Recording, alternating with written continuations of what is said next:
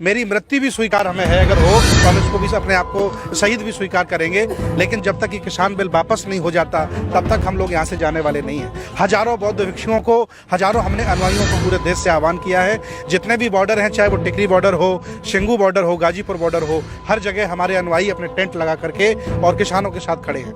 लेकिन प्रधानमंत्री मोदी जो कह रहे हैं कि किसानों को मजबूत करने के लिए कानून लाए हैं और बरगलाया जा रहा है किसानों को, तो क्या आपको किसी ने बरगलाया? नहीं, मोदी झूठ बोल रहे हैं, उनका पैसा है झूठ बोलना, और वह व्यक्ति सरकार में ही झूठ बोल करके आया है, और आज भी अगर वो चुनाव जीतता है तो झूठ बोल के जीतता है। ये लोग पहले समझ नहीं पाए, क्योंकि वो खुद कहते हैं कि हमारा ये जुमला था। अब देश भारत के मुसलमानों ने, देश भारत के हिंदुओं ने, सिखों ने और बौद्धों ने समझ लिया है कि ये जुमलेबाज है, और ये कुछ खास लोगों को पैसे वाला बनाना चाहता है और किसानों को मजदूर बनाना चाहता है, इसलिए बिल आया है। इसलिए हम इस बिल का विरोध करने के लिए आए हैं। मंदिरों को रोज पूज रहे भाई, ये भी आगे मंदिर वाला एक नहीं दिखा रहा, कहीं भंडार लगाता हो जा, सारे लाइन लगा रखी है मंदिरों में भाई। कहाँ इनसे भी तो हिसाब किताब ले लो, इनका तो पता तो ले लो ना मंदिरों का भी। ये हमारी माँ बहन साहब दूध दे रही वहां जा जाकर, एक कप चाय नहीं किसी को प्यारे आंदोलन में, ये पता इनका भी चलेगा। देखो या तो सुधर जाओ सारे के सारे, ये पंडित भी सुधर जाओ, तो से मंदिरों में बैठे ये भी सारे को सुधरना पड़ेगा। बहुत चढ़ावा है इन पे, है पूरा क्षेत्र जा रहा, कहाँ जा रहे, मथुरा जा रहे जी। एक कोई आया साथ में, इनसे हिसाब किताब तो ले लो भाई। इलाज इनका सबका होगा, इनकी सबकी लिस्ट बनेगी, जो कि मदद नहीं करेगा लिस्ट बनेगी सब। देखिए, भारत की परंपरा रही है कि आप किसी का विरोध कर दीजिएगा तो सामने वाला कमजोर हो जाता है। अगर खालिस्तानी हम लोग होते तो कब के हम लोग धराशायी हो गए होते। हम लोग भारत के किसान हैं। आरोप लगाया गया कि हरियाणा और पंजाब के किसान आंदोलन कर रहे हैं। मैं उत्तर प्रदेश से आया हूँ, मैं मूलतः किसान हूँ, बौद्ध भिक्षु हूँ। ये सारे लोग अलग जगह से आए। कर्नाटक में, तमिलनाडु में, पश्चिम बंगाल में, बिहार में ऐसी कोई जगह नहीं है जहाँ किसान आंदोलन नहीं कर रहे हैं, लेकिन गोदी मीडिया उसे दिखा नहीं रही है। जब बेचारे घरों से लोग निकल करके बॉर्डर पे आते हैं तब उन्हें पता चलता है कि असली भारत तो ये है। भाजपा ने सरकारी पैसा खर्च करके कुंभ लगाया था, देश भारत के किसानों ने उससे बड़ा कुंभ लगा दिया है। मैं चाह रहा हूँ मोदी आ जाए यहाँ। उस कुंभ में हम भूखे रहते थे, कोई खाना नहीं देता था। ये ऐसा कुंभ है, मोदी चाहे तो यहाँ रोज बढ़िया बढ़िया आइटम खाएं। हमारे किसान सब बना रहे हैं, कोई फंडिंग नहीं। किसान अपने आप में सक्षम है, कृषि प्रधान देश है। ऐसा नहीं कोई पैसा हमें दे रहा है। ऐसा कोई किसान नहीं है जिसके पास ट्रैक्टर नहीं है। ऐसा कोई किसान नहीं जिसके पास आटा, दाल, चावल, गेहूं नहीं है। सब लोग अपना अपना हम लोग खा रहे हैं, और जिनके पास ज्यादा वो दूसरे को खिला रहा है, उन्हें बुरा लग रहा है, इसलिए आरोप लगा रहे हैं। देखा नहीं जा रहा है।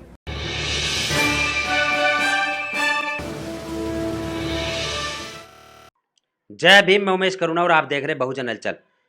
देश के अंदर किसान आंदोलन ने काफी विकराल रूप ले लिया है और चारों तरफ से आवाज आ रही है कि आज देश का अन्नदाता काफ़ी बड़ी मुश्किलों में पड़ गया है। वहीं हम आपको बता दें कि आज देश के अंदर किसान आंदोलन बहुत बड़ा आंदोलन है। देश के कोने कोने से आज किसान दिल्ली के अंदर इकट्ठा हो गए हैं, लाखों की संख्या में बताए जा रहे हैं।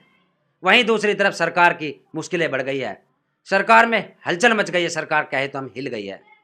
सरकार को समझ नहीं आ रहा कि किस तरह से किसानों से पीछा छुटाया जाए, कि ये जो 3 बिल पास किए हैं क्या ये वापस लिए जाए या नहीं लिए जाए। ये एक बहुत बड़ा सवाल आज सरकार के समक्ष खड़ा हो गया है। सरकार नहीं जानती कि अवाम की क्या ताकत होती है, कि यदि अवाम चाहे तो हिला सकती है चंद मिनटों में, और वही आज दौर देखने को मिल रहा है। यदि हम आपको बता दें कि किसानों को भी जान से मारने की धमकियां दी जा रही है।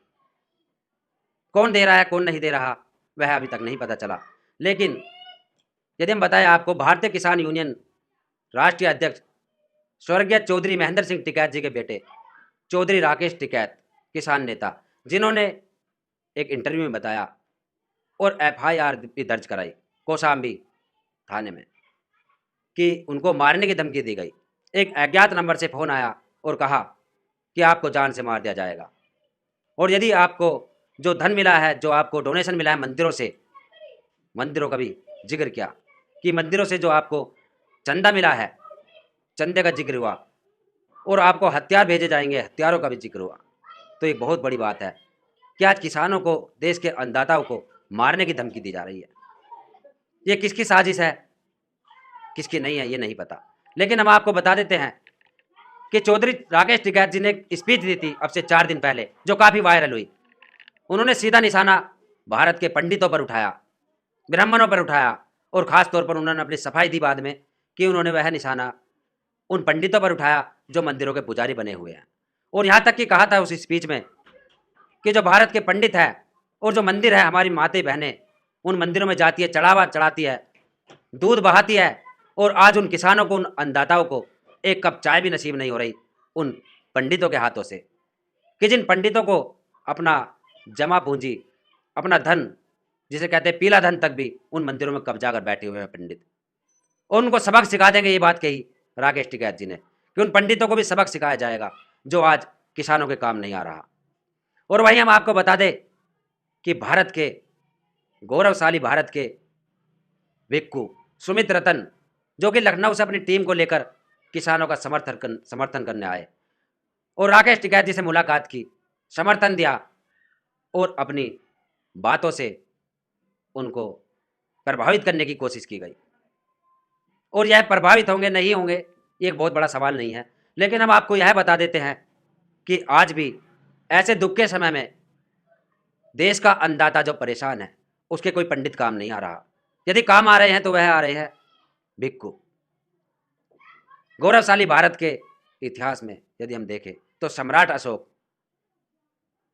चक्रवर्ती राजा सम्राट अशोक के अनुयायी, बुद्ध के अनुयायी, बाबा साहब अंबेडकर जी को मानने वाले, उनके विचारधारा पर चलने वाले लोग ही आज किसानों का साथ दे रहे हैं।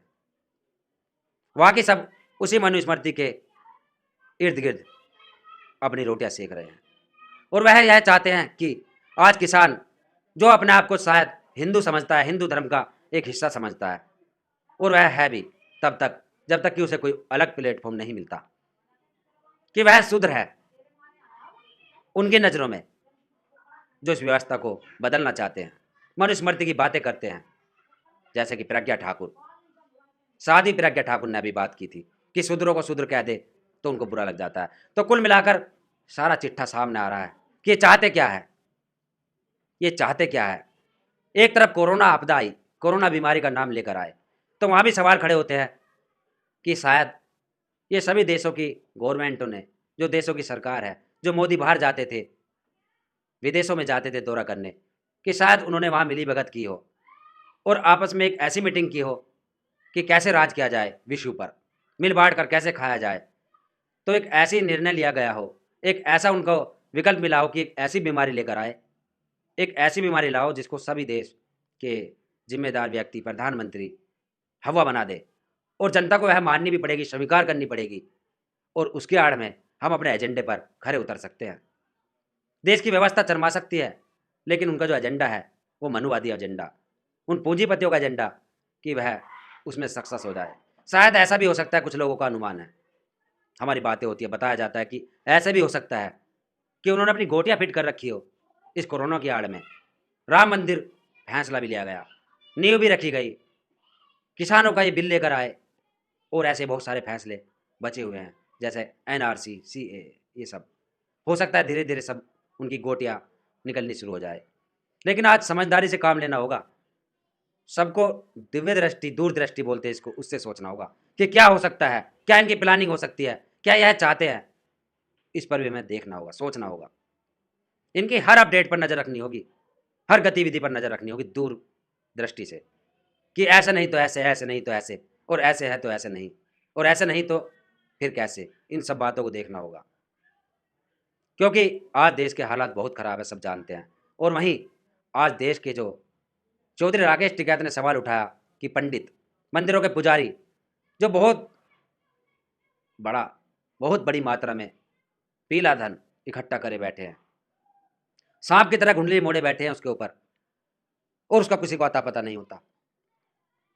एक आपातकालीन समय में उनका उद्देश्य यह रह जाता है कि जो किसान अन्नदाता है, जो यदि किसान अन्न नहीं उगाएगा, फसल नहीं उगाएगा, तो उसमें सभी धर्म, सभी जातियों पर मुसीबत मंडराने लगेगी। क्योंकि अन्न पंडित भी खाता है, ठाकुर भी खाता है, ब्राह्मण भी खाता है, पुजारी भी खाता है, और मौलवी भी खाता है, सभी खाते हैं। जिनको दलित बोला जाता है, दलित भी खाते हैं, सब लोग खाते हैं अन्न।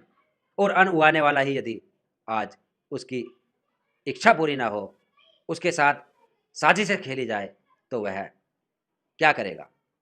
अन्न नहीं उगाएगा, फिर अन्न कौन उगाएगा? आदमी ही उगाएगा, लेकिन वह आदमी कहाँ से लाएंगे? बहुत बड़ा सवाल उठता है। बंधुआ मजदूर बनाया जा रहा है, शूद्रों की तरह शोषण किया जाएगा, ये बहुत सारे सवाल उठते हैं। और हम उन बौद्ध भिक्षुओं को बहुत बहुत मंगल कामनाएं देते हैं, धन्यवाद कहते हैं, जो ऐसी विपदा में आज देश के साथ खड़े हैं, देश के अन्नदाताओं का समर्थन कर रहे हैं और उनको अपने वचनों से, अपनी वाणी से, अपनी बातों से प्रभावित करने की कोशिश कर रहे हैं। और हम तो यह चाहते हैं कि वह प्रभावित हो जाए उन बौद्ध भिक्षुओं की बातों से और एक इतिहास रच दे, मानव मानव एक समान, जाति का करो विनाश। इस तरीके से एक मानव की समानता, ये तानाशाही सरकार का उखाड़ फेंकना, ऐसी चीजें सामने आएगी तो देश के हित में बहुत अच्छा होगा, भविष्य सुधर जाएगा आज के नौजवानों का, बेरोजगारों का, आने वाली पीढ़ी का। लेकिन बस यही है कि बनते बौद्ध भिक्षु यदि अपनी बातों से प्रभावित कर दे इस बड़ी आबादी को, उन किसानों को, तो बहुत अच्छा हो सकता है। तो हमने आपको बताया, विश्लेषण करके दिखाया उन बातों का, इस किसान आंदोलन का, जो आज बहुत बड़ी संकट की घड़ी में बौद्ध भिक्षु ही काम आए और आगे भी आएंगे, क्योंकि सम्राट अशोक, चक्रवर्ती सम्राट अशोक के अनुयायी है, तथागत गौतम बुद्ध बाबा साहब अम्बेडकर जी के अनुयायी है, वह लोग जो आज किसानों का समर्थन कर रहे हैं, समानता की नज़र से देखना चाहते थे, लेकिन यहाँ वह चीज़ें भी नहीं हुई। तो मैं उमेश करुणा आपसे इजाज़त लेता हूँ और आप कमेंट्स बॉक्स में ज़रूर लिखिए कि क्या महेंद्र सिंह टिकैत जी के पुत्र राकेश टिकैत जी ने, किसान नेता ने, सही किया या गलत किया, जो उन्होंने इन पंडितों की पोल खोली, उन पुजारियों की पोल खोली, जो कि लेते ही लेते हैं लेकिन कुछ देते नहीं हैं। उस कमेंट्स बॉक्स में आप लिखिए और बताइए कि क्या अच्छा किया या गलत किया, और इस वीडियो को ज़्यादा से ज़्यादा शेयर कीजिए, जो हम चाहते हैं। तो तब तक के लिए धन्यवाद। अगर आप चाहते हैं गरीब हर वंचित इंसान की आवाज आप तक पहुंचे तो हमारे चैनल को सब्सक्राइब करें और बेल आइकन का बटन दबाना ना भूलें। देखते रहिए बहुजन न्यूज।